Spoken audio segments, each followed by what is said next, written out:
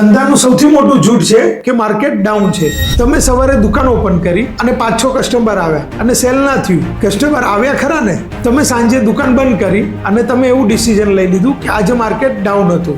પણ સાહેબ, તમારી આજુબાજુની દુકાનવાળાએ તો ધંધો કર્યો, એમને બી આજે સેલ કર્યું, પણ તમે ના કર્યો. પણ એમને કસ્ટમરને બોલાવ્યા, અપ્રોચ કર્યા અને સમજાવ્યા. એને સ્પીચ આપી, કસ્ટમરના પ્રોબ્લેમનું સોલ્યુશન કર્યું અને કસ્ટમરને ખુશ કર્યા. ત્યારે એમનો બિઝનેસ સેલમાં કન્વર્ટ થયો. પણ જ્યારે આપણે તો શાંતિથી બોસ ચેર ઉપર બેસી રહ્યા અને આપણે રાહ જોઈએ છીએ કે કોઈ કસ્ટમર આવે અને મારી સર્વિસ કે મારી પ્રોડક્ટ લે. અને જ્યારે પહેલો વ્યક્તિ બિઝનેસમાં હરેક પોઈન્ટ માટે, હરેક સમય માટે અને હરેક પળ માટે અને એ કસ્ટમરને એટ્રેક્ટ કરવા માટે કંઈક ના કંઈક પ્રયત્ન કરી રહ્યો છે. એટલા માટે એના ત્યાં માર્કેટ ડાઉન નથી અને તમારા માટે માર્કેટ ડાઉન છે. એટલે જ કહેવાય છે, જે કસ્ટમરને પકડી રાખે છે એ જ મોટું સેલ કરી શકે છે. અને બાકીના લોકો બસ કારણો જ શોધતા ફરે છે કે માર્કેટ ડાઉન છે. ચોઈસ તમારી છે. તમારે કસ્ટમરને પકડીને સેલ કરવું છે કે શાંતિથી બેસીને પ્રોબ્લેમ જ જોવા છે. અહીં આપણે એક સીધી વાત જોઈ રહ્યા છીએ કે માર્કેટ ડાઉન નથી હોતું. કસ્ટમર સાથેનો તમારો તરીકો કે તમારી આવડત કામ કરે છે.